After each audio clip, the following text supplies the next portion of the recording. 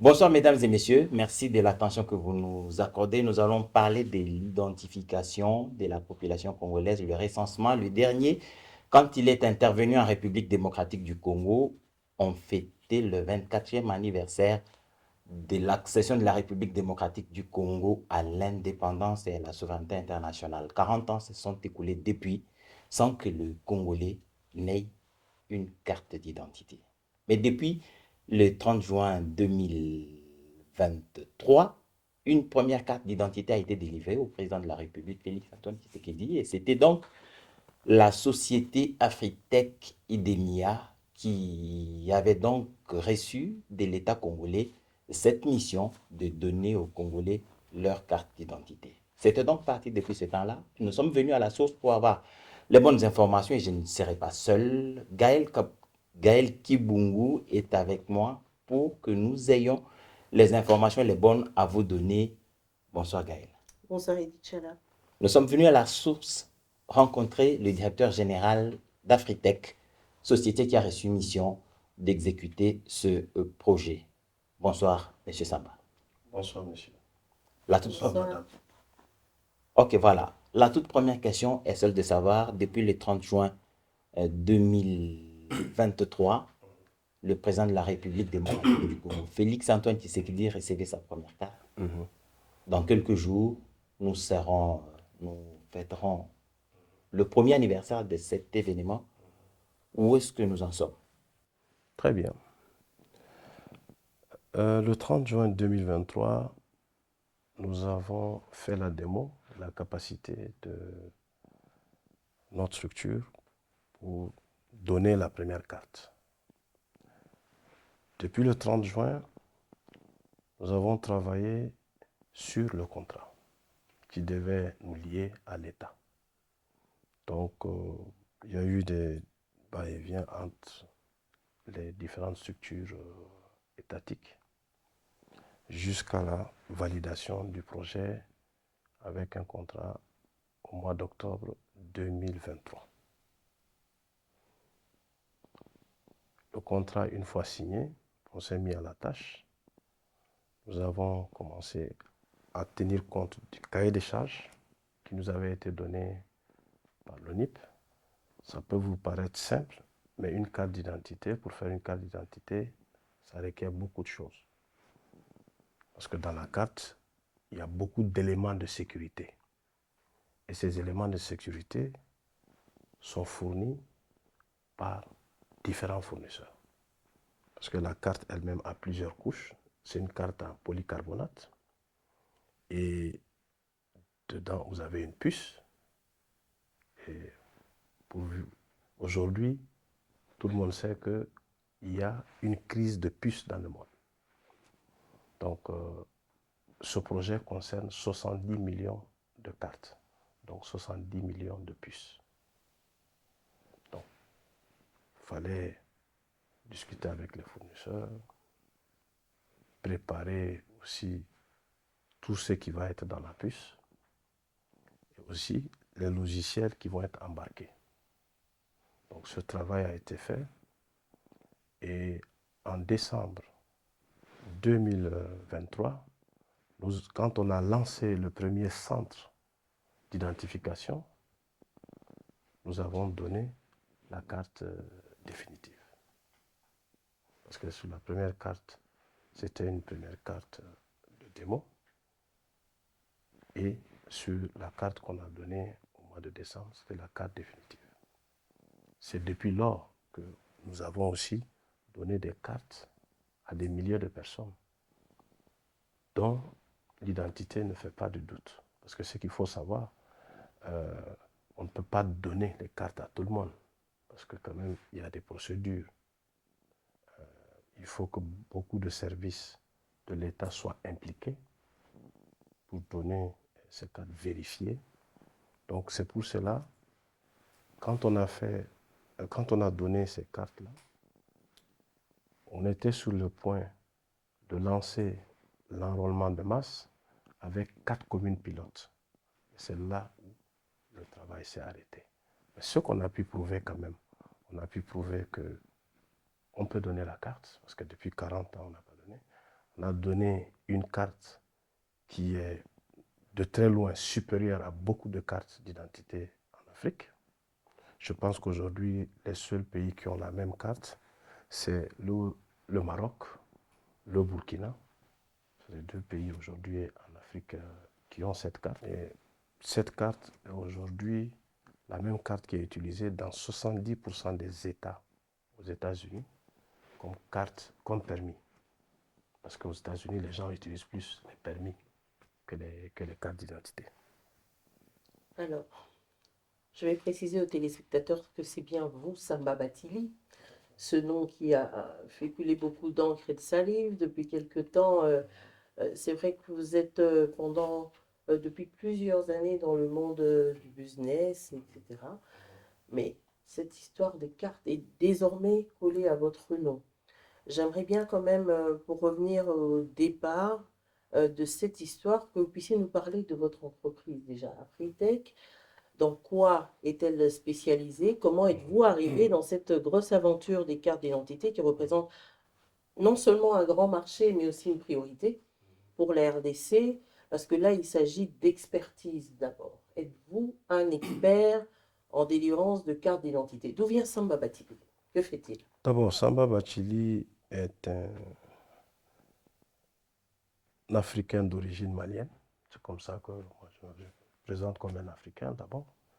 Parce que 100 ans en arrière, il n'y avait pas de Mali, il n'y avait pas de Congo. Donc il faut que déjà on sache qu'on est tous des Africains. Je suis un Africain d'origine malienne. Euh, il y a 30 ans exactement que je suis rentré dans le domaine de l'entrepreneuriat. Quand j'ai stoppé mes études de droit, dans les années 93, j'ai commencé l'entrepreneuriat. Je suis moi-même issu d'une famille d'entrepreneurs.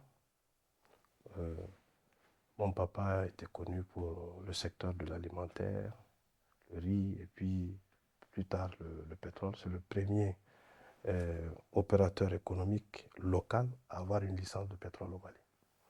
J'ai grandi dans l'entrepreneuriat. En 93, quand j'ai mis fin à mes études, j'ai commencé à voler de mes propres ailes. Donc, en 94, j'ai créé ma première société. Donc, si vous calculez de 94 en 2024, ça fait 30 ans exactement. J'ai commencé au début par une agence de tourisme et puis plus tard, j'ai représenté une société américaine qui était spécialisée dans les médicaments génériques. Et puis en 98, je suis rentré dans les télécoms. 2004 dans la logistique, 2008 dans le solaire, et puis 2014 dans l'identité. Donc ça fait 10 ans que je suis dans l'identité. Vous avez une expérience similaire dans d'autres pays? Tout à fait. 2014, je rentre comment dans l'identité?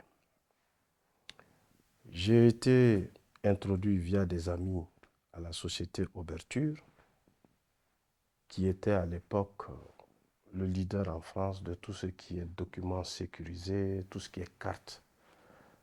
En général, je pense que la société faisait à l'époque 200 millions de cartes. C'était de loin le leader, tout ce qui est cartes pour le téléphone, les cartes à puce, ainsi de suite. À l'époque, il y avait un marché, un appel d'offres qui se préparait au Mali. Nous avons eu une discussion.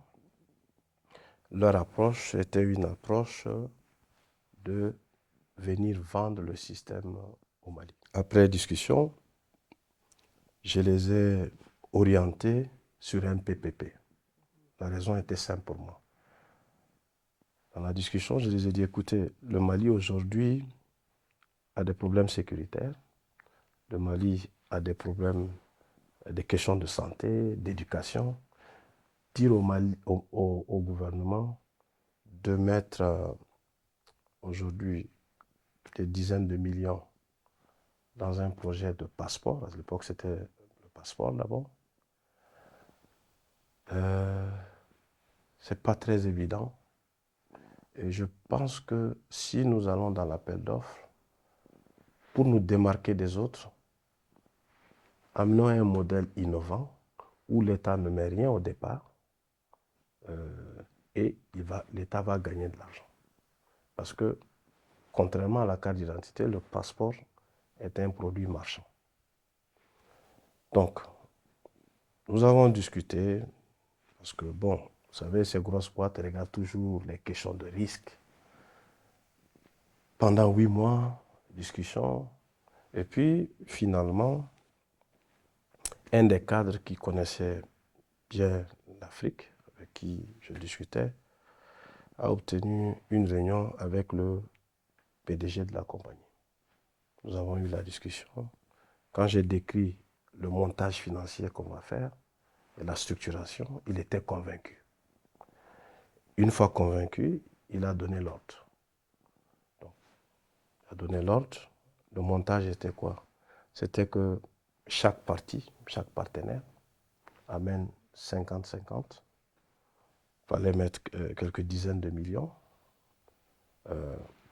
J'ai mis ma part, ils ont mis leur part. Au départ, c'est très important que je dise, ils voulaient soumissionner et me prendre comme agent. Ce que j'ai refusé. J'ai dit non, si on doit soumissionner ensemble, comme partenaire. Quand on gagne, après on crée une société de projet. C'est ce qu'on a fait. Parmi les 4, on a fait la meilleure offre technique et financière, surtout, parce que tous les autres partenaires avaient soumissionné en comptant que l'État les paye de l'argent. On était les seuls à pouvoir faire une offre PPP et avec financement et paiement privé. Ce qui n'est pas le cas dans le projet ici du Congo. Donc ça fait 10 ans qu'on a ce partenariat. Parce qu'à l'époque, je disais c'est Ouverture. Quelques années plus tard, Ouverture ayant dans son board, dans le partenariat, un fonds américain qui s'appelle Advent. Et ce fonds va décider de racheter Morpho. Morpho, c'est le numéro 1 de la base de données au monde. Donc, quand il rachète Morpho, avec la fusion Morpho-Ouverture, c'est ce qui crée IDEMIA. Donc, tu prends le numéro 1 mondial de la carte et le numéro 1 mondial de la base de données, tu les fusionnes, ça fait de loin le premier E dans la carte et dans la base de données. C'est ce qui donne naissance à IDEMIA. Mais Samba Batili, les Congolais s'interrogent quand même. On se dit, est-ce que ce n'est pas... vous ne faites pas partie de ces investisseurs étrangers qui arrivent les mains vides pour ramasser des millions au Congo alors qu'il n'y a peut-être aucune garantie. Vous êtes un bon négociateur, ça on le comprend. Vous avez même su justement être retenu parmi les 72 offres qu'il y avait. Les critères étaient la capacité technique du partenaire, vous en avez parlé. L'expérience similaire, c'est le cas aussi, capacité de financement. Une grosse question. IDEMIA, selon certaines sources, ne reconnaît pas être dans votre partenariat. Avec qui travaillez-vous en fait? Est-ce que vous nous vendez du vent? Avez-vous l'argent? Ça, c'est un des critères importants pour mettre sur pied ce marché et pouvoir le réaliser. Parce que là, Samba Batili compte sur les millions du Congo, sur les banques commerciales du Congo. Qu'avez-vous ramené dans vos mallettes? Est-ce que vous êtes capable justement d'amener à bien ce projet? Très bien. Vous savez, on a eu cette discussion plusieurs fois avec des autorités. C'était très clair. Tous les partenaires au monde,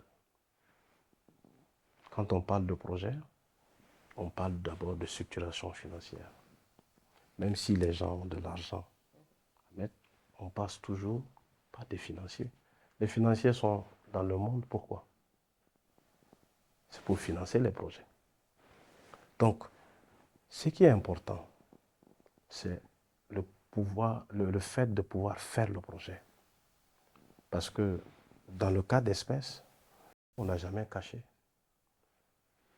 IDEMIA, c'est notre partenaire technique, parce que ici au Congo, contrairement au Mali, il ne pouvait pas être partenaire tout de suite dans la société. Parce que le Congo a ses réalités.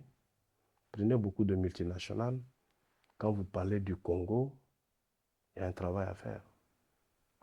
Donc, IDEMIA, au Mali, on a une société commune. Quand on est arrivé ici, on était dans l'impossibilité de le faire. Et donc, on a toujours dit aux plus hautes autorités que IDEMIA, d'abord, est partenaire technique. Donc, Afritech est le lead dans ce projet.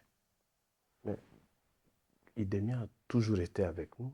Il parle de vous comme un client, dans toutes mais les pas un partenaire en ce qui concerne la livraison des cartes congolaises. Il faut faire la nuance des choses. On a un partenariat technique ici. Parce que client, c'est trop simpliste. Parce que même dans la lettre qu'ils ont envoyée à IGF, ils disent que IGF a posé une question. Est-ce qu'on a une société ensemble? Ils ont dit non. On n'a pas de société commune. Dans ce cas d'espèce, ils sont d'abord partenaires techniques du projet. Ils fournissent toute la solution technique, c'est-à-dire la base de données, les cartes et les services professionnels. IDEMIA, pour la mise en place de ce projet, crée une société IDEMIA RDC pour accompagner ce projet. Il n'y a donc pas eu usurpation, comme on le voit dans la note de l'IGF. Est-ce que vous n'avez pas utilisé abusivement ou présenté abusivement un partenaire qui ne l'est pas? Vous savez, je vais vous dire quelque chose. On a ce complexe-là en Afrique. Il faut que d'ailleurs que ça cesse. IDEMIA dont vous parlez, la première fois qu'ils ont fait le projet PPP, l'idée vient de moi. Il faut que les Africains, quand même, qu'on se respecte. On a des entrepreneurs en Afrique qui sont capables de délivrer. Un projet, c'est quoi? Un projet, c'est d'abord la structuration du projet. Là, nous, on est plus fort que IDEMIA. IDEMIA, c'est la partie technique. Le cas d'espèce du Mali, c'est un exemple concret. À la base, ils étaient venus pour fournir les équipements installés. Mais c'est nous qui avons transformé ça en PPP parce que c'était la seule façon de le faire. Et toute la structuration, c'est nous qui avons mis en place. Ça a pris 8 mois, mais après, on a une société commune. On avait à peu près les mêmes risques parce qu'il y avait au début, quand on commençait le projet, il y avait le problème au nord du Mali. Mais après, quand il y a eu les forces françaises qui sont venues, donc ça a rassuré. Donc, on a fait une société commune. Donc, tout est question de risque. Mais la réalité dans ce projet, IDEMIA est avec nous à 100%, puisque la solution, elle est une solution IDEMIA. Depuis qu'on a commencé, c'est des équipes d'IDEMIA qui viennent. Le projet, on l'a amené depuis la conception jusqu'à une réalité, parce que ça fait 40 ans que les gens attendent les cartes. Aujourd'hui, on a passé des commandes de cartes, on a passé des commandes d'équipements, on a reçu les kits d'enrôlement. Quand on a reçu les kits d'enrôlement, c'est là où on a lancé la campagne, où on a invité les juges, on a invité les journalistes, on a pris un échantillon de chaque corporation pour prouver que la distribution des cartes a commencé. Un coup de com' ou une réalité? Est-ce que vous êtes capable aujourd'hui, en parlant de ce recensement, parce qu'on parle quand même d'une mutualisation des services des différents. On a déjà la CENI qui a une certaine expérience, on a l'ONIF justement, on a le BCR, on a l'Institut de la statistique et d'autres structures. Comment allez-vous faire ça? Déjà, on n'a pas encore réussi à faire ce recensement. pour les élections, on tâtonne sur des fichiers électoraux qui sont vraiment à peu près. Comment êtes-vous sûr aujourd'hui de délivrer des cartes fiables à l'ensemble de la population? Vous savez, quand on a commencé les discussions, on parlait de la mutualisation. La mutualisation, quand on a, dans les négociations de ce contrat, la CENI a été invitée. On a discuté avec la CENI. La CENI nous a dit un peu son organisation, les équipements qu'ils ont, parce que l'État avait acheté des équipements d'enrôlement dans le cadre des élections. Nous avons discuté avec les équipes de la CENI et même le fabricant de ces équipements.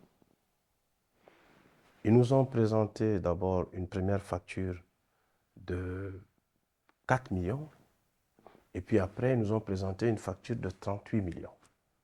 Mais quand on calcule les équipements qu'on achète dans le cadre de notre projet, c'est à peu près à 20% plus ces équipements, les équipements neufs et qui répondent à nos critères. Parce que quand on a fait les élections, il n'y avait pas besoin d'avoir la norme ICAO. C'était prévu, on m'a dit, dans la mutualisation, mais ils l'ont enlevé. Donc, Eux, ils n'ont pas le droit de chiffrer en millions, mais vous, vous êtes accusé d'avoir fait de la surfacturation. À quoi vont servir ces 700 millions vous savez, de dollars? vous C'est pas savez, peu, hein? vous savez que quand il y a ce genre de projet, ceux qui perdent, ce qui les reste, c'est la presse, c'est faire du bruit, parler de surfacturation, faire des articles de presse. Et puis, je l'ai dit lors de... Mais vous y gagnez quoi? La carte d'identité n'est pas un produit marchand. Qu'est-ce qui se cache sous ces millions? Est-ce que vous essayez de gagner en amont? Non. Ce qu'il faut savoir, je vais vous décrire un peu ce projet. Comme ça, vous allez mieux comprendre. Nous, on a signé un contrat de 697 millions. OK? Et quand on est arrivé un peu en finale, hein, parce qu'il y a eu plusieurs offres, il y a eu plusieurs bousculades, on va dire, l'offre en termes de standards qui s'approchait de la nôtre, c'était une autre société européenne, Veridos. Ils étaient 30 millions plus chers que nous. Je vais vous donner un peu un tableau comparatif après cette réunion. Notre offre était composée d'abord de la partie base de données. Parce que si vous prenez un projet d'identité tel que le nôtre, on parle de fichier général de la population. OK? Pour 150 millions de personnes. Congolais comme étrangers. On parle de 70 millions de cartes. Nous, contrairement à l'offre des autres, on a prévu un siège pour l'ONIP. C'est ce qu'on a fait au Mali. On s'est donné 2 ans quand on a signé le contrat. C'était dans notre contrat. Au bout de 2 ans, on construit un siège. Vous construisez des sièges qui coûtent des millions. Le siège qu'on a mis ne coûte pas... Je pense que si j'ai bonne mémoire, je peux regarder dans le dossier, on parle de 20 millions à peu près. Un seul siège. Avec les équipements, bien sûr. On parle d'une dizaine d'étages, un siège digne avec un data center, niveau 3. Donc, on ne peut pas faire une base nucléaire. Oh non, on ne peut pas... Non, 20 millions, c'est... On parle quand même d'un projet de mettre 150 millions de personnes dans une base de données, et une base de données qui est évolutive, qui va aller jusqu'à 250 millions de personnes. Vous prenez par exemple le projet qu'il y a eu à la CENI. Ça, c'est un fichier électoral. Un fichier électoral d'une quarantaine de millions. Demandez combien a été dépensé pour ça. Sans vous couper. Demandez combien ça a été investi dans ça. Pour revenir à la carte, vous savez, le standard, vous demandez n'importe quel professionnel qui utilise les standards. L'enrôlement, en général, c'est entre 3 et 4 dollars. Donc, vous multipliez le nombre de personnes, je vous donne ça, c'est technique. Hein. Demandez aux gens du métier, c'est entre 3 et 4 dollars. Nous, dans notre cas, on a pu faire ça à 3 dollars. Et les 3 dollars, je les décompose. Vous avez à peu près 1,75 $. Ça, c'est pour la base de données, le fichier général de la population pour 150 millions de personnes. C'est tout ce qui est logiciel, les serveurs, tout ce qui est service technique, parce que l'accompagnement de tout ça. Pour la petite histoire, aujourd'hui, on a mobilisé à peu près 60 personnes chez IDEMIA depuis 6 mois qui travaillent sur cette base de données. Imaginez-vous 60 personnes chez IDEMIA, c'est pas de la blague, parce qu'aujourd'hui, avec tous les projets qu'il y a dans le monde, mobiliser 60 personnes, c'est pas donné à tout le monde. Et La formation est comprise pour... oui, nous avons fait 2 formations. Une formation à Paris, les agents de l'ONIP, et une deuxième formation quand on a lancé, il y a, je crois, 2 mois, la distribution de cartes aux autorités. Donc, on a eu à former pas mal d'agents de l'ONIP. Donc, il y a plusieurs autres formations. Mais pour revenir sur la structure du coût, pour que vous compreniez mieux. Donc, le standard, c'est entre 3 et 4 dollars. Prenez 3 dollars, vous multipliez par 150 millions. Ça fait 450 millions. Votre cas travaux, c'est combien? Je vais en venir. Ça, c'est d'abord pour l'enrôlement. Je vais étape par étape, comme ça vous allez mieux comprendre. Parce que les gens voient que la carte est le résultat de beaucoup de choses. Donc, vous avez entre 3 et 4 dollars. Ici, on est 3 dollars. Si c'est IDEMIA seul qui devait faire ce projet, ils allaient facturer à 4 dollars. Donc, le projet là de 700 millions qu'on a aujourd'hui, c'est parce que nous, on est dedans. On a optimisé certaines parties. Je prends par exemple, sur les 3 dollars, 1,70 $, c'est la partie qui est réservée pour les services professionnels et tous les équipements IDEMIA.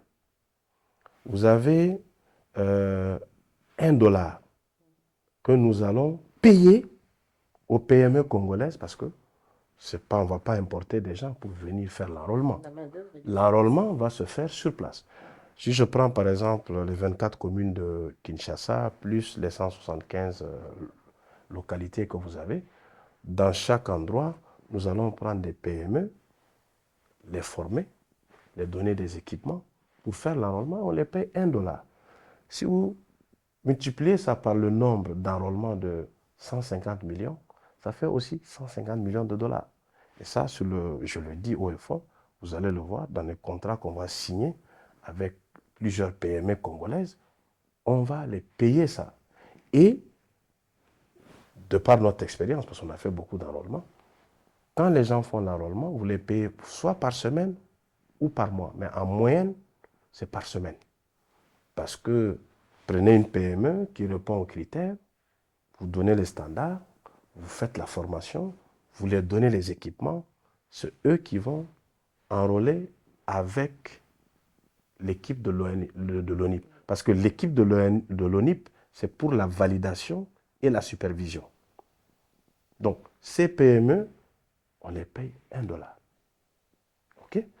1 dollar fois 150 millions, ça fait 150 millions. 1 dollar 70, ça c'est 75, ça c'est pour la partie équipement, logiciel et tout ce qui va. Et maintenant, ça nous laisse 25 cents. Ça, c'est la marge qu'on a. Donc, je suis très transparent là-dessus. Quand on fait un business, c'est pour gagner de l'argent. Et donc, 3 dollars pour tout ce qui est enrôlement et service. Maintenant, vous avez posé la question sur la carte. La carte qu'on a ici, c'est une carte qui nous revient ici à 3,25 $, avec toutes les sécurités, une carte qui dure 10 ans, qui ne s'efface pas, parce que c'est une carte gravée au laser. IDEMIA utilise une technologie très particulière que nous appelons l'ASYNC et qui permet de graver directement la photo dans le corps du polycarbonate de la carte. Ceci permet d'avoir une photo couleur hautement sécurisée. Et ce modèle de gravage, c'est une technologie propriétaire d'IDEMIA qui est unique au monde. Donc, vous n'avez pas d'encre, parce que en termes aussi de maintenance, c'est bien. Les machines qui gravent les cartes, c'est fait au laser. Il n'y a pas d'encre comme ici, il n'y a pas moyen que ça s'efface. Si vous avez pu constater, les cartes qu'on a eues pour les élections se sont effacées au bout d'un moment.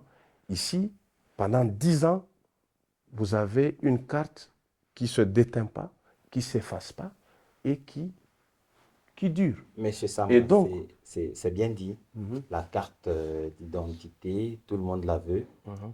Mais vous avez quand même des griefs, disons des préalables que vous devez lever avant de poursuivre ce projet. C'est dit dans le document de l'inspection générale des finances. Il y a notamment le fait que vous preniez l'État congolais comme garantie pour mobiliser les fonds au niveau des banques commerciales. Ok. Et c'est là. En aucun moment, Ouais. on ne parle de garantie dans le contrat. Et on a eu cette discussion à l'IGF.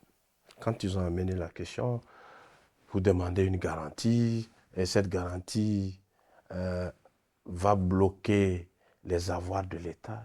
On était sidérés. On dit, mais regardez bien le contrat. En aucun moment, on ne parle de garantie. Ça fait des années que je suis quand même dans ce domaine. Nous savons très bien que quand vous parlez de garantie, le mot est fort. Ce qu'on dit dans le contrat, c'est un paiement. Et le montage, il est fait comment? Nous, aujourd'hui, et ça, depuis à la base, on a travaillé, même avec IDEMIA, nous avons eu plusieurs discussions avec nos financiers à Paris avec IDEMIA. Quand on était sur le montage du dossier, nos financiers couvrent le risque Congo. C'est un montage financier. IDEMIA veut être sûr que s'il fait des services, s'il fournit des produits, il sera payé. Nous avons négocié avec IDEMIA pour qu'ils acceptent d'étaler sur 5 ans le paiement de leurs produits et services. Derrière, notre partenaire financier donne une lettre de crédit annuelle à IDEMIA. Donc c'est un engagement par signature. Donc ce qui nous permet de livrer des produits et des services. La preuve, jusqu'à date, l'État n'a pas encore mis un franc. Parce que nous, on n'a pas touché un franc.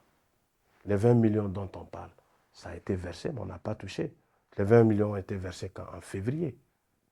Et depuis juin passé, on ne s'est pas arrêté. Donc, ce qui se passe, ils ont payé les 20 millions. Les 20 millions ont été bloqués. Dès que l'argent est rentré, le lendemain, IGF a envoyé une lettre pour bloquer la lettre, pour bloquer les fonds. Mais avant même ça, tout ce qu'on a fait, l'argent est venu de quelque part. Tous les va-et-vient, tous les équipements qu'on a envoyés ici, toutes les cartes qu'on a envoyées ici, les récépissés, les formulaires d'inscription, l'argent est venu de quelque part. Ce n'est pas venu de l'État. Donc, quand dans la discussion qu'on a eue avec l'IGF, l'inspecteur nous dit oui, mais nous on veut que vous ameniez les 600 millions, comme ça on démarre le projet. J'ai dit, mais quel projet on fait? Même s'il y a 600 millions, on va les prendre, les amener au Congo pour les ramener après pour payer les différents fournisseurs. Non, le monde repose sur des montages financiers. Prenez la plupart des projets en Afrique. Je ne suis pas quand même à mon premier projet. On a fait beaucoup de projets. Les banques sont là pour ça. Les institutions financières sont là pour ça. Quand vous avez un projet, les gens regardent d'abord la capacité technique, la capacité d'exécution. OK? Et puis on regarde le risque commercial. La capacité technique, on l'a, puisque avec IDEMIA et puis notre expérience qu'on a, ça c'est prouvé. On n'est pas à notre premier projet. La capacité commerciale, le contrat qu'on a avec l'État nous garantit des paiements. Ça veut dire que les produits qu'on va sortir vont être payés. Et c'est ce que j'ai dit ce jour-là lors de la réunion. J'ai dit que si on était dans un projet marchand où l'État n'a pas décidé de donner les cartes gratuitement, on n'aurait pas besoin de l'argent de l'État. Regardez ce qu'on a commencé. On a commencé déjà à donner des cartes. Si les gens nous payaient, on allait faire tourner cet argent au fur et à mesure. Puisque les 70 millions de cartes, on ne les amène pas au premier jour.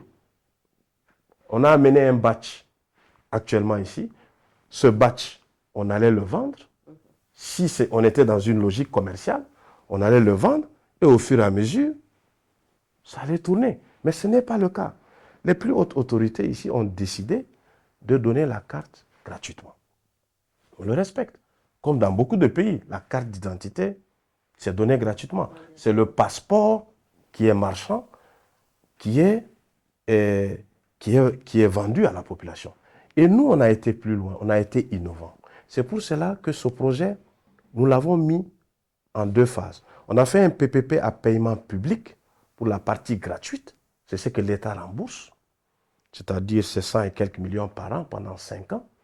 Et on l'a étalé sur 5 ans, c'est la négociation qu'on a fait avec IDEMIA pour nous permettre d'assouplir. Parce que ce projet, on le fait en 2 ans. Si on demandait à l'État de payer au fur et à mesure, ça allait être difficile de payer le montant. Et vous ne pensez pas qu'à ce moment, à l'étape où on est, cette démarche de l'IGF risque de bloquer un peu, de noircir cette confiance? Avez-vous déjà des dialogues avec les institutions bancaires? Ça va se passer comment à votre avis? Vous savez, la démarche de l'IGF, moi, je l'aurais voulu autrement. Si c'était une démarche constructive, parce que on a fait Il ne quand vous même... a pas condamné, hein, c'est une question Non, parce de que... redevabilité, non, parce qu'on a fait beaucoup de bruit. de Vous clairvoyance. savez, On aimerait bien savoir ce non, vous savez, qui se cache. les projets de ce genre n'ont pas besoin de bruit. IGF, c'est une inspection. Ils nous appellent, on discute. Vous savez, depuis février, je vous dis, hein, depuis février, quand on a reçu la première, à IGF, on n'a pas fait plus de 4 réunions. C'est important de savoir où vont les 4 millions. réunions, 4 réunions.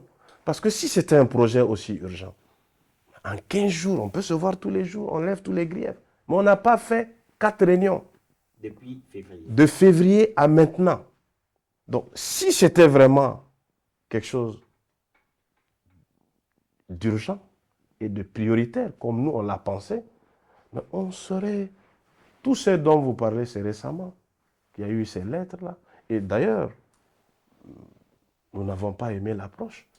Vous écrivez à des structures, mais le lendemain, ça se retrouve dans la presse. À mon avis... C'est gênant pour vous de pouvoir parler des dessous de cartes de ce marché Non, c'est pas du tout gênant. qui doit être démocratisé. Les Congolais aimeraient bien savoir. Non, les Congolais ont besoin de savoir. On pourrait faire des discussions d'abord pour étayer tout ça. On a eu beaucoup de temps pour le faire. C'est un contrat qui est signé depuis octobre. Il y a eu beaucoup de blocages. Ce n'est pas le seul blocage. Il y a eu beaucoup de blocages pour qu'on en arrive là. Moi, ce que je peux vous dire dans ce projet, nous avons fait ce qu'on doit faire. Parce que, ce qu'on devait faire. Parce que nous avons fait le design des cartes. Nous avons passé les commandes. Il y a eu... on a travaillé sur la première base de données. Parce qu'on va d'abord pour une première version de 3 millions, qui va aller jusqu'à 3 millions de personnes. on l'augmente après à 12 millions. C'est progressivement. Donc, nous, on était dans notre timing. Et on a écrit qu'à partir de juin, on devait quand même commencer l'enrôlement de masse. C'était notre planning. Mais c'est comme s'il y a des mains noires qui ne veulent pas que ce projet se passe. Je vais vous donner un exemple. Vous savez que IDEMIA, c'est quand même un grand groupe où il y a des fonds. Et nos concurrents savent qu'est-ce qu'ils font. Dès que le contrat est signé, ils commencent à faire des articles de presse comme quoi il y a eu de la corruption, il y a eu de la surfacturation. Tout ça, Est-ce que vous n'avez pas été rattrapé par un manque de communication? C'est quand même une opération qui inclut la population. Il faut qu'elle soit informée en temps réel. Est-ce que vous n'avez pas, peut-être par manque de temps, vous êtes passé à côté de la communication? C'est peut-être le point faible de cette opération. On peut le voir ainsi, mais pour la communication, en fait, ce projet quand même, c'est un projet de l'État. On ne peut pas mettre la charrue avant les bœufs. Parce que si quelqu'un doit communiquer, c'est les autorités. Nous sommes des prestataires, nous accompagnons le projet. Il y a eu quelques communications au début.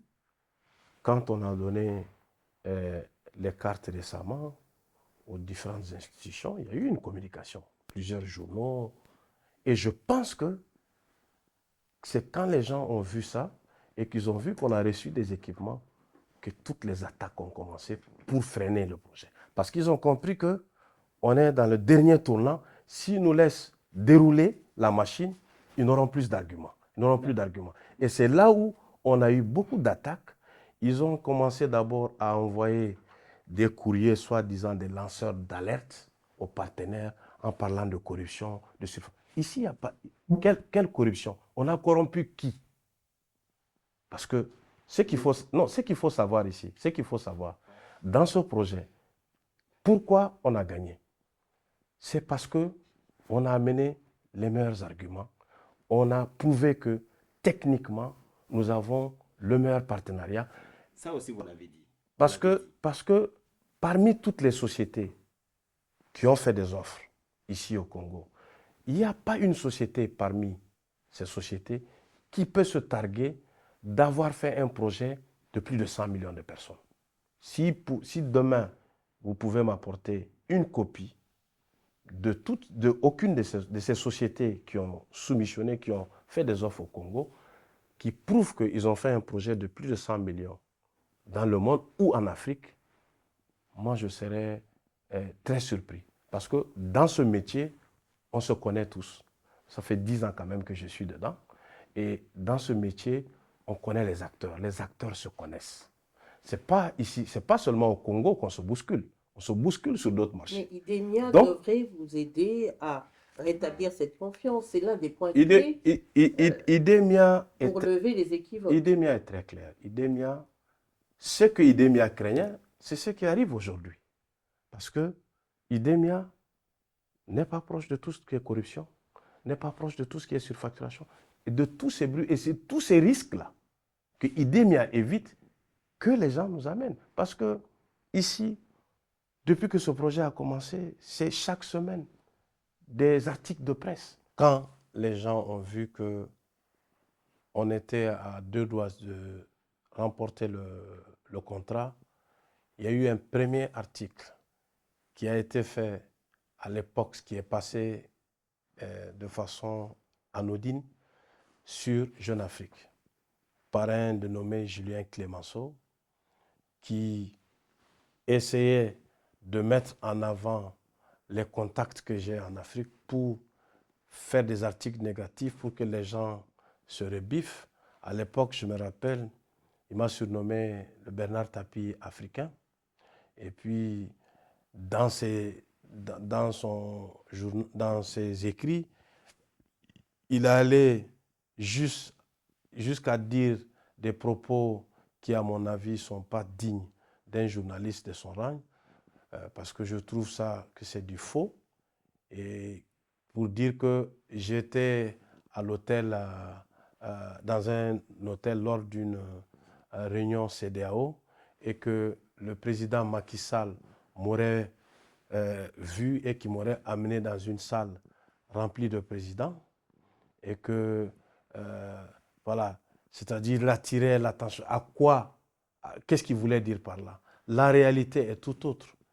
Ce qu'il voulait dire, ce qui s'est réellement passé ce jour-là, c'est que j'étais parti voir des partenaires ce jour-là à l'hôtel Méridien de Dakar et il y avait une réunion de la CEDEAO et quand les présidents sortaient de la salle, je venais avec les partenaires. Le président Macky Sall m'a salué, m'a juste demandé « Ah, ça va ?» J'ai dit « Tout va bien ». Donc on a échangé 2 minutes. Il était aussi avec d'autres présidents avec qui on s'est salué. Est-ce que c'est un crime? Et quelle est même l'importance de relever des choses comme ça si ce n'est pas dans un but de nuire? Ce genre d'article, c'est fait pour détruire nos champions. Prenez la plupart de nos champions africains. Est-ce que vous avez vu un champion qui dure 30-40 ans? Chaque fois, c'est nous-mêmes Africains qui donnons l'occasion à ces gens-là de pouvoir nuire à notre image en faisant des articles incendiaires comme cela. Ce même Clémenceau, que je le retrouve ici, il profite de certains articles de la presse locale pour encore remettre le couvert. Entre-temps, il a quitté Jeune Afrique. Il est maintenant à RFI. Quand je vois l'article qui est sorti, j'ai vu que c'était lui. J'ai demandé un droit de réponse. Le représentant, le correspondant local de RFI vient pour que je puisse faire mon droit de réponse. Au moment où il arrive sur le lieu du rendez-vous, il est appelé par Clémenceau. Et Clémenceau, je suis sûr, voulait le bloquer. Il a dit qu'à Clémenceau qu'il est en face de M. Bathily. Donc il lui dit qu'il va lui envoyer un message. Cela n'a pas empêché, j'ai fait mon droit de réponse. Et mon droit de réponse était sur le projet de la carte d'identité. Qu'est-ce qu'il va faire encore? En plus de mon droit de réponse, il fait un autre commentaire sur mon projet que j'ai réalisé en Guinée sur les lampadaires, où il va dire que ces lampadaires que j'ai mis en place, au bout de quelques mois, se sont éteints, ce qui est faux.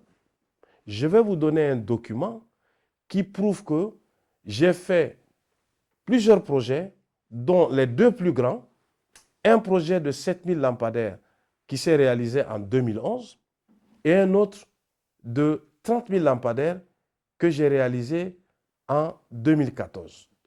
2014-2015.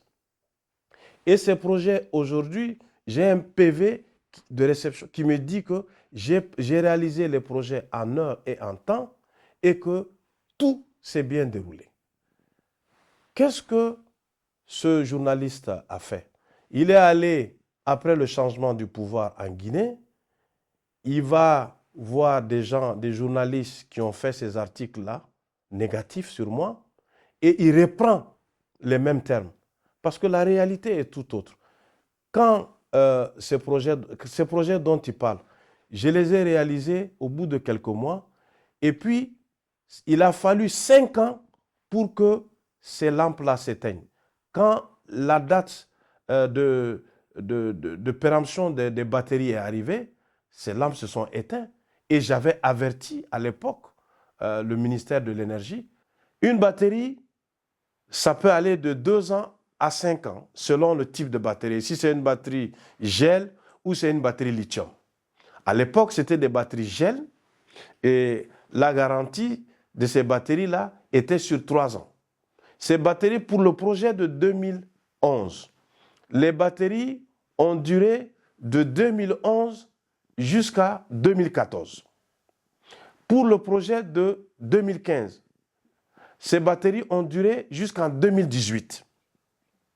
Donc, les panneaux, la durée de vie, c'est 25 ans, les luminaires, 10 ans, et les batteries, il faut les changer. C'est comme une voiture, il y a des pièces d'usure courante qu'il faut changer. Donc, profitant du fait que ces lampes étaient éteintes, ce monsieur est parti raconter sa vie en disant que ces lampes se sont éteintes au bout de 2 mois ou au bout de quelques mois. Ce qui est faux. La preuve, je suis resté en Guinée de 2010 jusqu'en 2021. Si c'était ce qu'il disait, je n'allais pas rester en Guinée. Donc, c'est faux et archi faux. Ce monsieur, lui seul sait pourquoi et pour qui il travaille. Moi, je sais exactement ce qu'il est en train de faire. Il est en train de travailler pour des concurrents parce qu'il y a plusieurs Africains. Qu'est-ce qui le pousse à venir sur moi? Donc, il faut qu'on comprenne que ces journalistes qui font ces articles, ils ont un but. Ce n'est pas fini. On m'a informé aussi que dans les jours à venir, ils ont fait d'abord la stratégie de la presse locale, la presse internationale francophone avec RFI. J'ai appris ces jours-ci qu'ils vont aussi faire dans la presse anglophone, notamment Bloomberg.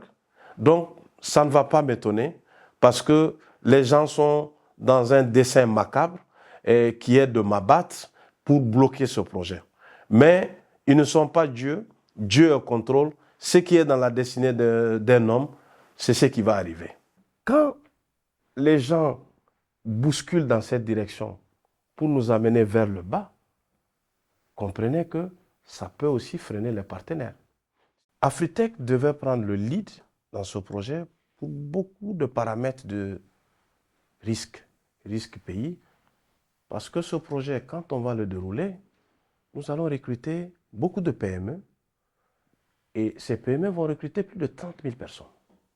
Et ces 30 000 personnes qui vont être en mouvement dans tout le pays, c'est des voyages en avion, c'est des voyages en voiture, c'est des voyages en moto, c'est des voyages en bateau. Donc, IDEMIA a voulu que nous prenions ce lead-là. Ils se focalisent sur ceux qui savent faire le mieux. Et c'est pour ça, on est ensemble. Eux, ils font ce qu'ils savent faire le mieux, et nous, on fait, parce que quand même, nous connaissons l'Afrique mieux qu'eux. Il ne faut pas connaître ce complexe-là. Est-ce que moi, je peux partir en France pour me mettre devant IDEMIA pour dérouler un projet en France? Non. Ils ont la technique, ils nous accompagnent, ça quand même, ça rassure. Et nous faisons tout le reste. Parce que dans ce projet, il n'y a pas que la carte, il n'y a pas que les logiciels. Il y a des hommes, il y a de la construction, il y a la partie communication, il y a de la partie énergie. Et nous sommes spécialistes de ça plus que IDEMIA. Donc, il faut qu'en Afrique, quand même, qu'on sorte de ces complexes-là. Et vous donnez raison à beaucoup de gens qui, en faisant ça, on donne raison que les Africains sont incapables. Non, ce n'est pas le cas. Moi, je suis avec eux depuis 10 ans. Au Mali, quand on a fait le projet, à la base, il devait avoir au moins une dizaine de Français. J'ai dit non. Vous allez amener un DG de votre côté, parce qu'on est en partenariat. Les finances, c'est nous. Les finances, j'ai fait venir un cadre. On a fait appel à une société de recrutement on a donné le profil. Aujourd'hui, notre financier, c'est un Sénégalais. Et aujourd'hui, on a 50 personnes. Sur les 50 personnes, il y a un seul Français. C'est le directeur général. On a fait appel à l'expertise locale. L'équipe d'IDEMIA vient, ils installent, ils forment. Il y a une personne pour trois locales, dans chaque domaine. Par exemple, le responsable de la base de données, le responsable enrôlement, le responsable de la logistique. Donc, c'est pour qu'on puisse transférer la connaissance. On a fait ça pendant 2 ans au Mali. Mais après, aujourd'hui, tout est piloté par l'équipe de la police nationale, qui est notre partenaire au Mali, et nos équipes qu'on a recrutées localement. On a fait revenir la diaspora. Mon propre cousin était chez Deloitte. On a donné à peu près le même salaire à 10% moins. Il est revenu. Et un contrat de 20 ans. Ça rime à quoi? C'est pas beaucoup. Non, ce que les gens n'ont peut-être pas compris dans ce projet a deux volets. Il y a un PPP à paiement public, puisque l'État ne veut pas qu'on vende. Ce PPP à paiement public, il est payé sur 5 ans. L'État paye sur 5 ans. Parce que si l'État... C'est là qu'il y a les 104 millions. C'est là où il y a les 104 millions, 15%, et le reste sur 5 ans. Parce que pour rassurer aussi les partenaires, c'est que tu montes patte blanche. Même un privé, quand tu prends un prêt à la banque te demande un apport. La banque regarde beaucoup d'aspects. Les financiers regardent beaucoup d'aspects. Donc, même moi, je fais beaucoup de projets avec des États, avec des institutions financières. Exim Bank, quand on vous donne des prêts, ils vous demandent 15% et 85% remboursables sur 20 ans. Vous prenez les prêts en France de la BPI ou du Trésor, on vous demande un apport. C'est le classique, ça. Donc, ça rassure les financiers que, vous voulez avancer. C'est comme le privé. Quand vous venez chercher de l'argent à la banque, ils regardent 3 risques. Ils regardent le risque de performance, et ça, nous, on le couvre. Ils regardent le risque commercial, le contrat le couvre, mais ils regardent aussi l'apport. Parce que ça permet de prouver que c'est du sérieux. Parce que sinon, ce serait trop facile. Bon, on veut faire un projet avec l'État, l'État va payer. Oui, mais on connaît nos États. Ce n'est pas la première fois qu'on travaille avec les États.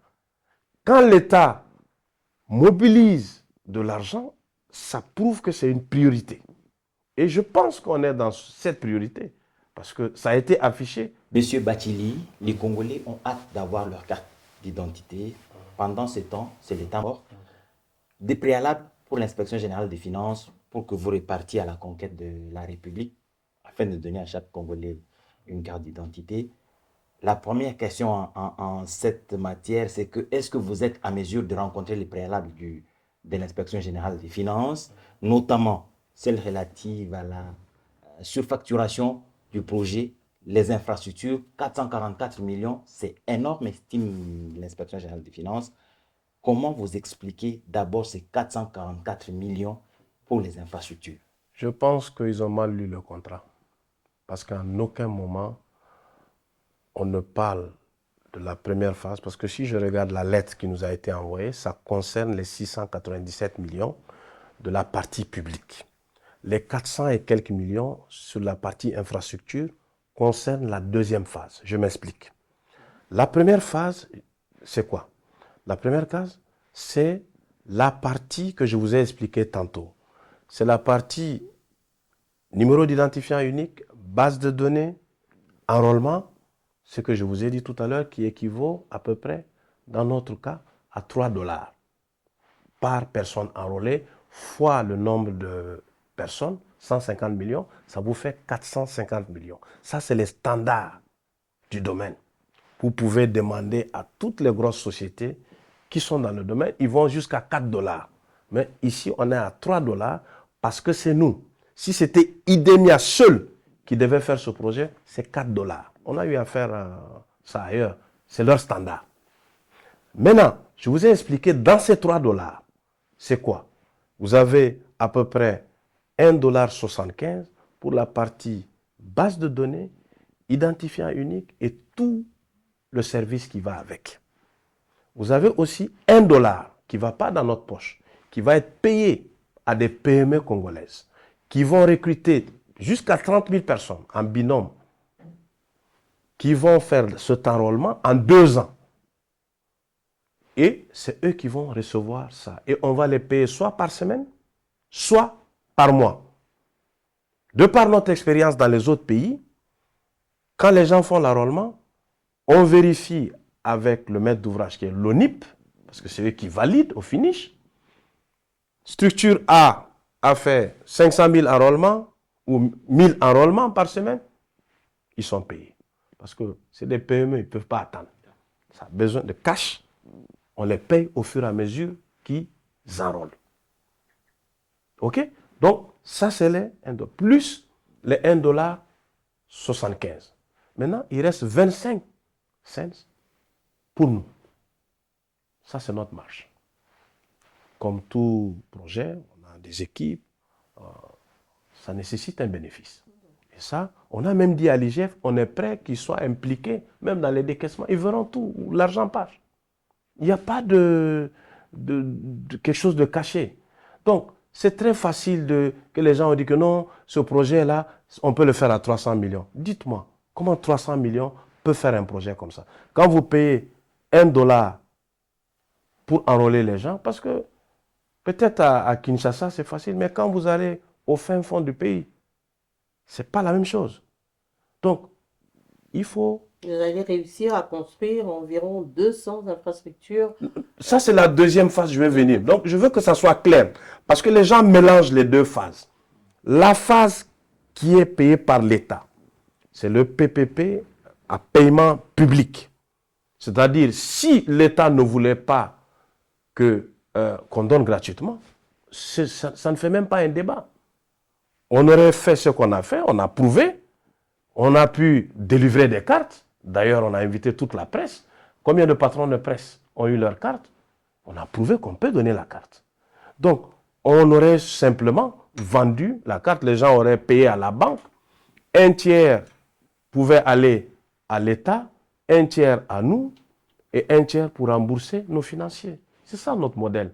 Donc, dans ce cas d'espèce, l'État a décidé de donner la carte gratuitement. Donc, ça veut dire que l'État se substitue à la population. Donc, si vous calculez 3 dollars, qui est le standard, pour ce que j'ai dit, fois 150 millions de personnes, ça fait 450 millions. Parce que nous allons d'abord enrôler la population congolaise, puis les étrangers dans la base, en deuxième phase, et nous allons continuer aussi à enrôler les naissances. D'après nos statistiques, le Congo est à peu près entre 4 et 5 millions de naissances par an. Donc, la projection du Congo, je pense que dans une dizaine d'années, en 2050, le Congo va atteindre à peu près 250 millions de personnes. La base de données qu'on a prévue est évolutive. Donc, on a un engagement contractuel de 150 millions, mais elle est évolutive jusqu'à 250 millions. Et la deuxième phase Donc, je reviens maintenant à la deuxième phase. Donc, si vous prenez 450 millions pour la partie base de données, fichier général de la population et numéro d'identifiant unique, tout ce qui va avec, on est dans les standards. Donc, ça fait 450 pour ça. Maintenant, la carte, nous parlons d'une carte qui est la carte la plus sécurisée, qui est aujourd'hui, avec tous les features, avec tous les spécifications qui vont avec. La carte à puce, parce que la carte à puce, elle est interne. Vous avez le gravage au laser, avec beaucoup de sécurité. Je vais vous donner le fascicule, vous allez voir toutes les sécurités qui sont embarquées dessus. Donc, cette carte, nous revient ici à 3,25 $. Avec tout. Donc, 3,25 $ multiplié par le nombre de cartes, parce que notre engagement contractuel est de 70 millions de cartes. Parce que ce n'est pas toute la population qui aura l'âge d'avoir les cartes.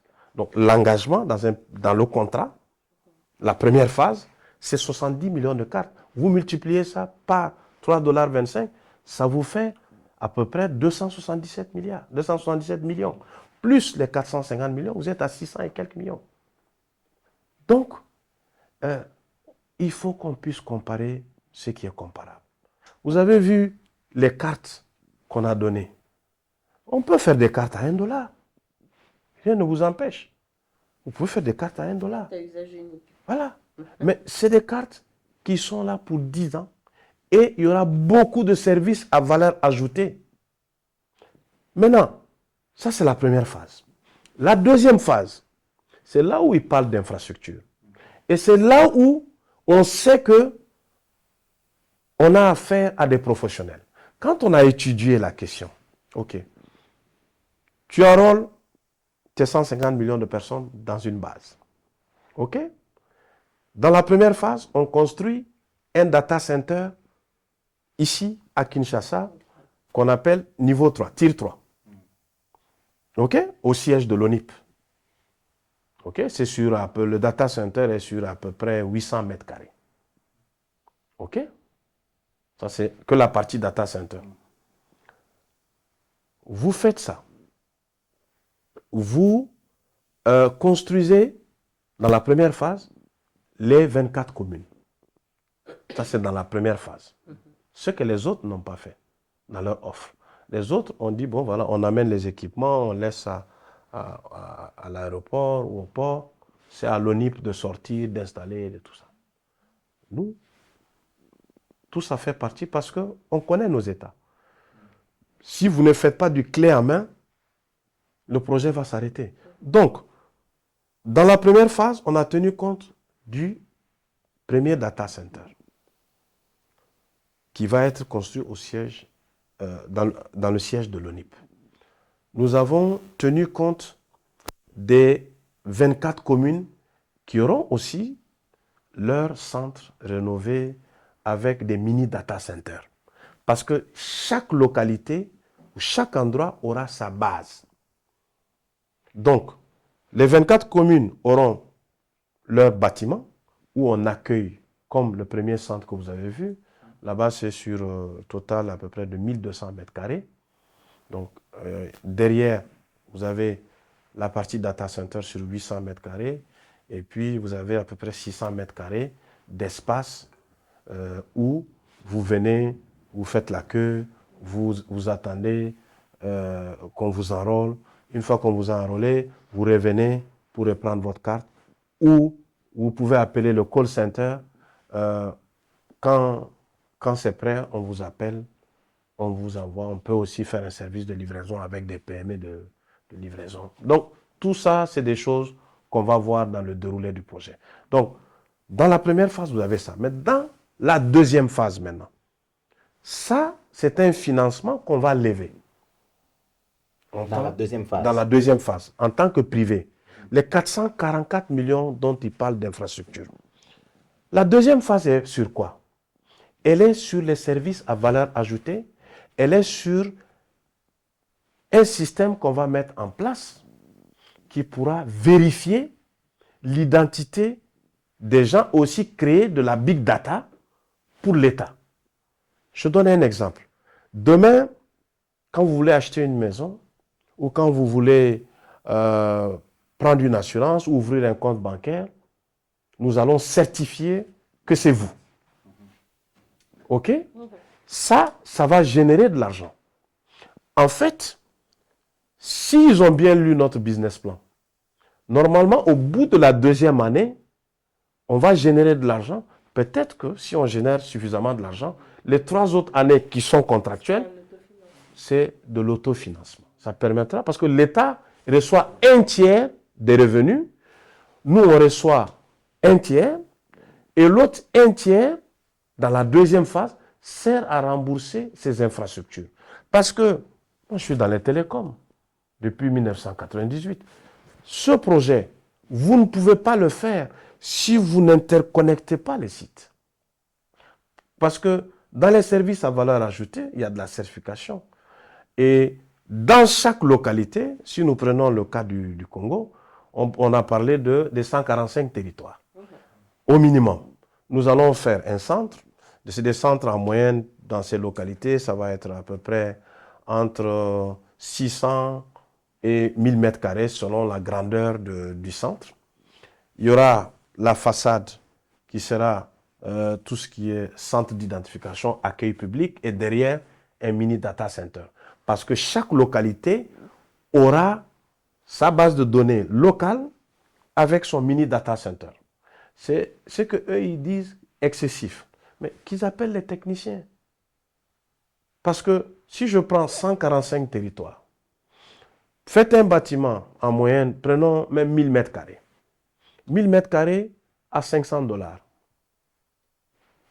OK? Quand on sait que les Ah, 145 OK. territoires C'est 500 000 ne sont pas dollars. encore bien aménagés. C'est 500 000 dollars. Parce que les bâtiments qu'ils ont construits dans le cadre des 145 territoires ne seront pas aptes à recevoir ce qu'on va faire. Parce que quand vous prenez un data center, il y a des normes. Il y a des planchers techniques, il y a l'énergie, il y a du câblage, il y a la connexion. Et Donc, ça si- va aller avec les Je vous donne un exemple. des infrastructures. Je vous donne un exemple parce Pensez. qu'il faut qu'on rentre dans les détails. Et on a donné les détails aussi quand l'IGF a demandé. Mais qui nous appelle avec des experts de niveau mondial qu'on discute. Ici, vous avez dit c'est tel prix. On n'est pas d'accord. Mais on discute. Je prends cet exemple-là. 2 bâtiments, les 145 bâtiments. 500 dollars. Mettons, on fait 1000 mètres carrés. 500 000 dollars. Ça, c'est le minimum. Après, tu as la partie data center, un mini data center, avec l'énergie qui va avec en redondance, parce qu'on est dans le tier 3. Il faut avoir la SNEL, il faut avoir un groupe et du solaire. La SNEL tombe, vous avez le groupe tombe, vous avez le solaire. En tout cas, on a besoin de 3 sources d'énergie. OK? Oui. On a besoin de 3 sources de connectivité. Soit un opérateur existant, s'il y en a, peut être Orange, Vodafone, ou un ISP, ou on va tirer de la fibre optique, s'il n'y en a pas, parce que ce n'est pas partout. Parce que dans tous les cas, pour que la deuxième phase soit efficace, il faut qu'on ait du 24 heures sur 24, du 7 jours sur 7. Et en énergie et en connectivité. Parce que tu peux être au milieu de la nuit, on vérifie ton identité, on veut taper pour savoir que c'est vraiment vous. Donc, il y a beaucoup de services à valeur ajoutée qui vont être créés, même en ligne. Donc, vous pouvez être dans le confort de votre salon, Vous avez accès. vous avez accès à ça. Ouais. Et donc, les 145 territoires auront leur bâtiment avec la climatisation qu'il faut parce qu'un data center a besoin de la... On doit garder un niveau de climatisation. Je ne vais pas dire de non. Je connais une structure. Je connais une structure. Je connais une structure leader qui vient de faire un mini data center dans le Katanga. C'est 2 millions de dollars, il parle. Rien que pour le bâtiment et les équipements. Mais si c'est aussi facile, si c'est aussi facile à donc expliquer, je vous dis. Pourquoi l'IGF n'a pas compris ça? Bon, je vous dis, quand on parle à des inspecteurs de finances, on ne parle pas sûrement à des techniciens. OK? On parle à des inspecteurs ils connaissent des questions de taxes, ils connaissent les questions des chiffres, mais qu'on nous amène des experts en face. Parce que un mini data center, seulement, ça peut coûter 700 ou 800 000 dollars avec la climatisation, les groupes qu'il faut. C'est tout ça. Parce que chaque localité aura sa base. Quand vous êtes à Kananga, je donne un exemple, il y a une naissance. Mais on met ça dans la base de Kananga. Chaque jour, il y a des naissances. Il y aura 5 millions de personnes qui vont naître. On va les mettre en plus des 150 millions qu'on aura mis dans la... Chaque fois que quelqu'un naît, la loi dit on a 90 jours pour mettre la personne dans la base. On lui crée un numéro d'identifiant unique, on le met dans la base. Donc, il y a des équipements. Ce n'est pas que des bâtiments. Donc, il y a la partie bâtiment qui doit répondre à des normes. Il y a la partie énergie, où on a 3 sources d'énergie. Je vous donne un exemple. Je suis dans l'énergie. Quand vous prenez un bâtiment, vous mettez admettons, 100 kVA. 100 kVA de groupe. Allez-y chercher combien coûte un groupe 100 kVA. Si vous n'avez que la SNEL, donc vous devez mettre 2 groupes.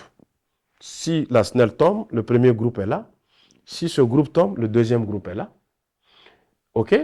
Si vous êtes dans un scénario où vous avez la SNEL, vous avez le groupe et vous avez du solaire. 100 kVA de solaire. C'est des panneaux, c'est des batteries que vous devez mettre. Donc, tout ça a un coût. Donc, les 400 dont il parle, c'est détaillé. On les a donné les détails. Je vous donnerai les détails. Vous pourrez les montrer en bac. C'est détaillé. Pour des gens du domaine, c'est pas on ne peut pas parler de surfacturation. Donc, on parle de 145 territoires.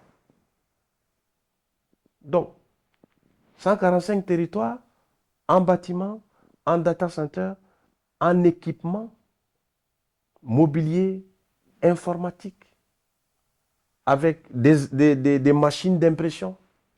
Donc, c'est tout ça, c'est Alors, détaillé. les L'offre Congolais- est détaillée. C'est-à-dire, les gens, je ne sais pas d'où ils sortent leur chiffre de 300 millions. Ils disent que c'est un projet de 300. Ça sort d'où? Il y a un document du gouvernement qui parle de même 900 millions. Quand on parlait de la mutualisation, j'ai vu un document à l'époque. On parle même de 900 millions. Les citoyens attendent leur carte. Si jamais l'IGF concluait à la levée de ces équivoques, par où allez-vous commencer et ça va se dérouler comment? La suite se déroule comment? Dans quel timing? Parce que là, on a déjà bouffé une partie de votre temps. 4 mois environ. Comment ça se passe pour la suite? Pour nous, c'était clair. On était dans une lancée. On a lancé le design de la carte depuis juin. On a fabriqué des cartes. La preuve, l'équipe de l'ONIP est allée à l'usine d'IDEMIA pour signer le bon à tirer des cartes. Ça s'est passé, si je me trompe, au mois de novembre. C'est ce qui lance la fabrication des cartes. Je pourrais vous faire parvenir les photos et les vidéos de la visite à l'usine et de la signature du bon à tirer pour la fabrication des cartes. Ça veut dire qu'il y a eu un travail avant. Parce que pour arriver à une carte, je prends ici une carte. Donc, vous avez la carte, vous avez la puce dedans, vous avez beaucoup des hologrammes, beaucoup de sécurité. Et tout ça, on a eu à faire tout le process pour en arriver là. Donc, décembre, on a envoyé un premier batch de cartes. On a lancé. Il y a eu les élections, on a stoppé. On nous a dit, après les élections, ils vont faire la cartographie. Et comme ça, avec la cartographie, on déroule selon la cartographie. Ils nous donnent une première cartographie de 4 communes. On fait la formation. On envoie les équipements d'enrôlement. Au moment de commencer, on nous arrête. Mais pour quel but?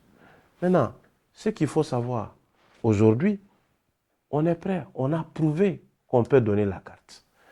Qu'on nous laisse faire le boulot. C'est tout ce qu'on cherche. Est-ce qu'on veut le projet ou le non-projet? Ce n'est pas une question de Afritech, de IDEMIA. On a prouvé qu'on peut faire la carte. Cette carte-là, ce n'est pas moi qui la fabrique. C'est une carte qui est fabriquée par IDEMIA. Donc, aujourd'hui, c'est de nous laisser dérouler, qu'on enlève ces mains noires qui bloquent ce projet. Et c'est comme ça depuis 40 ans. Chaque fois qu'il y a un projet, on le bloque. Et au finish, on ne fera pas le projet. Moi, je suis quelqu'un de très pragmatique. Est-ce qu'on veut un projet ou un non-projet? Mais qu'on nous laisse dérouler.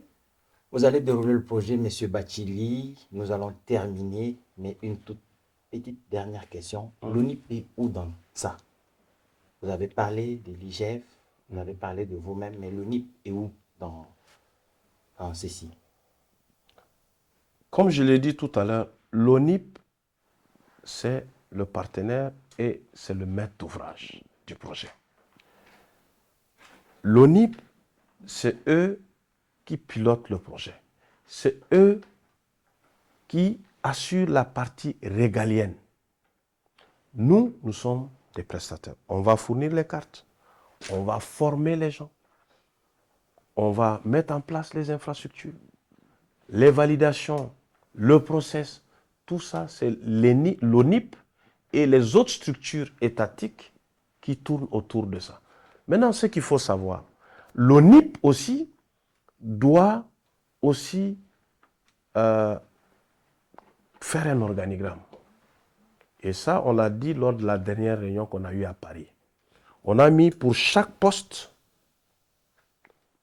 3 personnes de l'ONIP qui doivent être formées dans le cadre des 2 ans. Parce qu'on devient forgeron en forgeant.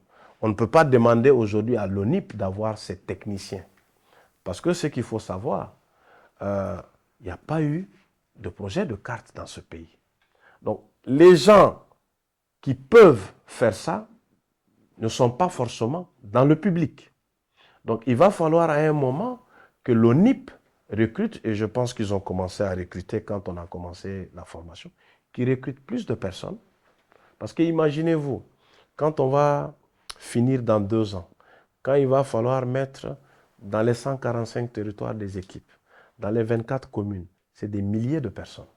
Et aussi, ce qui est très important, ces milliers de personnes, il va falloir bien les payer. Parce qu'aujourd'hui, l'ONIP n'a pas de ressources. Il va falloir les payer parce que le niveau de technicité que ça a besoin, c'est des salaires qui vont osciller entre 600 et même 4000 dollars. Parce que des ingénieurs informatiques, on connaît le coût, il y a même un manque dans le monde. Donc il va falloir, comme on l'a fait dans d'autres pays, qu'on fasse appel peut-être à la diaspora congolaise qui travaille dans d'autres pays, ce qu'on a fait au Mali, qui rentrent, on leur donne des salaires de 4000 ou 5000 dollars. Puisque dans la deuxième phase du projet, ça va générer de l'argent et quand on va commencer à générer de l'argent, on pourra payer des milliers de... Prenons même des salaires qui oscilleront autour de 1000 dollars. Si vous avez à peu près 2000 personnes, ça fait 2 millions de dollars par mois. Sur 24 mois, ça fait combien? Ça fait 48 millions. OK? 24. Non, 24 millions. C'est pour cela, quand on parle du chiffre d'1 milliard de projets, c'est tout ça est inclus. Parce que 2 ans, ça c'est la phase où l'État paye. Pour mettre, même s'il paye sur 5 ans, cette phase, en 2 ans, on la termine. La base de données de 150 millions, le siège, les 24 communes, l'enrôlement des personnes. Ça, c'est la première phase. C'est le côté public. Maintenant, la deuxième phase, l'ONIP va recruter du monde dans chaque centre.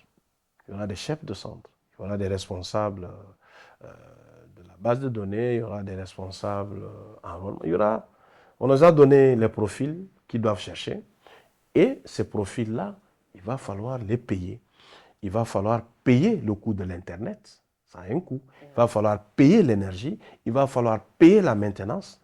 Il va falloir payer l'entretien de ces locaux. Donc, c'est tous ces coûts sur les 18 ans qui donnent la deuxième phase. Donc, quand les gens parlent de surfacturation, ils ne comprennent pas parce que ce n'est pas le coût d'entrée. Le coût d'entrée du projet est 697 millions. Là où le concurrent le plus sérieux est 30 millions plus cher que nous. Donc, de quelle surfacturation on parle? Qu'on appelle tous ces gens, moi je serais heureux qu'on appelle tous ces gens, qu'on se mette autour d'une table, devant les plus hautes autorités, que chacun amène ses arguments. Ok, moi ma carte c'est ça. Est-ce que la carte qui est en face, qui parle de 1 dollar ou 2 dollars, qu'est-ce qu'elle a? Qu'est-ce qu'elle comporte? La base de données qu'on amène, voilà. Voilà tel bâtiment qu'on met à telle norme. Voilà tel équipement qu'on met dedans. Voilà tel service. C'est ça une discussion. Mais on ne peut pas s'asseoir dans des bureaux climatisés avec des cravates et inventer des chiffres. Ces chiffres doivent venir de quelque part. À ma connaissance, ces gens-là n'ont pas fait d'abord de projet. Ils ont des informations qui les sont distillées de gauche à droite. La preuve, si on doit nous comparer à quelqu'un, et ces offres existent, c'est l'offre qui est allée en finale avec nous. Ils sont 30%, 30 millions plus chers que nous. Sans bâtiment du siège, sans logistique. Parce que nous, la logistique, dans notre offre, ça équivaut à peu près à 88 millions. Parce qu'on va envoyer tous ces équipements dans les localités. Donc, il faut qu'on compare ce qui est comparable. Voilà, l'IGF a quand même de bonnes raisons de s'inquiéter. On voit quand même dans son courrier que 20% seulement sont réservés à l'État congolais. Que dites-vous de ce partage aussi déséquilibré? Moi, je pense qu'ils n'ont pas bien vu le contrat. En aucun moment dans le contrat, on parle de 20%. Dans la deuxième phase du projet, qui est la phase commerciale, parce que la première phase, elle est publique, elle est gratuite. Et c'est cette phase d'ailleurs commerciale qui nous intéresse le plus. Dans cette phase, on est parti de montages similaires qu'on a fait ailleurs, qu'on a trouvé quand même équitable. Et d'ailleurs, je me rappelle quand on avait fait la première fois, avec des discussions, on voulait donner une part inférieure à l'État. C'est moi qui me suis mis en avant. J'ai dit, écoutez, je suis dans le projet. Le projet, un tiers, c'est les investissements. Les 2 tiers, on fait 50-50 avec l'État. Parce qu'un partenariat qui est dans la durée, il faut faire quelque chose de gagnant-gagnant. Donc, c'est ce qu'on a répliqué ici. On ne parle en aucun moment de 20% pour l'État. On parle de 1 tiers pour l'État, 1 tiers pour le partenaire et 1 tiers pour rembourser le CAPEX et l'OPEX. Le CAPEX, c'est quoi? C'est les investissements. Parce que tous ces bâtiments-là, on doit les construire. Tous ces bâtiments-là, on doit les maintenir. Donc, le CAPEX, c'est l'investissement. L'OPEX, c'est les opérations. Les 2000 et quelques agents, il va falloir les payer. Il va falloir les carburer, qu'ils aient des véhicules qui puissent tourner. Donc, c'est les 1 tiers, c'est réservé à ça. OK? 1 tiers remboursement de l'investissement sur les 18 ans qui restent. Parce que, vous savez, ce type de projet, vous investissez dans des machines. Et c'est du vécu. Hein? Un serveur, au bout d'un certain nombre d'années, vous devez le changer. Donc, vous réinvestissez encore. Un ordinateur, sa durée de vie, peut-être chaque 2 ou 3 ans, vous changez. Il y a plein d'équipements comme ça que vous allez changer. Donc, ce tiers est réservé pour les investissements tout de suite et futurs et le coût de la maintenance. Par exemple, dans ce projet, à IDEMIA, on va payer un certain montant chaque année, parce que c'est des équipes IDEMIA qui vont devoir faire la maintenance. La partie locale, au NIP, nous allons former des équipes pour de la maintenance préventive et autres, mais il y aura un contrat de maintenance qui va nous lier avec IDEMIA. Et c'est la raison pour laquelle aussi que IDEMIA, pour montrer son engagement, va créer une société locale ici. Ils vont créer IDEMIA RDC dans un premier temps pour faire les 2 ans, accompagner le projet pendant 2 ans, mais et pour aussi les 18 ans qui vont rester pour faire la maintenance. Parce qu'un projet de ce type, on ne peut pas le faire et laisser le client à lui-même. Donc, c'est ça qui est prévu dans le contrat. Donc, je ne sais pas d'où ils tirent leur chiffre de 20%, parce que ça n'existe pas dans le contrat. Je peux vous donner une copie de la partie, de la clé de répartition. On parle de 1 tiers pour l'État, 1 tiers pour les partenaires privés et 1 tiers pour le CAPEX et l'OPEX. Afritech, c'est très bien, vous avez expliqué, nous avons compris ce qui se passe, mais est-ce que le Congolais est impliqué? Le partenariat dont vous avez parlé d'IDEMIA, vous avez parlé d'Afritech, on ne sent pas la présence congolaise dans le projet, c'est quand même des millions à générer en République démocratique du Congo. Tout d'abord, pour votre info, dans Afritech RDC, j'ai des partenaires congolais. J'ai un partenaire congolais qui est connu de tous, c'est M. Diaby, qui est congolais. Et puis aussi, ce n'est pas seulement dans l'actionnariat qu'il y aura des retombées pour la partie congolaise. Je vous disais tantôt que ce projet va impliquer plusieurs PME. D'abord, dans la phase de mise en place des 2 ans de la base de données, nous allons contracter avec plusieurs PME. Un, pour l'enrôlement, des centaines de PME, pour la logistique, pour le gardiennage, pour le nettoyage, pour aussi des services connexes au projet, comme par exemple la formation sur beaucoup d'aspects. Donc, beaucoup d'entreprises congolaises vont être impliquées dans la logistique. Je donne un exemple. Il y aura des camions, et il y aura des cargos. Parce que tout ce qu'on va faire, on va le faire avec des PME congolaises. Donc, ce projet, dans sa grande majorité, est exécuté par des Congolais. La partie IDEMIA, c'est la partie dont l'expertise n'est pas aujourd'hui disponible au Congo. C'est-à-dire la base de données, la supervision, la fabrication des cartes. Ça, on ne l'a pas aujourd'hui au Congo. Si on l'avait, on allait le faire ici. Donc, ce projet va avoir un impact significatif pour les PME congolais. Et d'ailleurs, on a déjà commencé à discuter avec pas mal de PME. Vous prenez aussi la partie connectivité.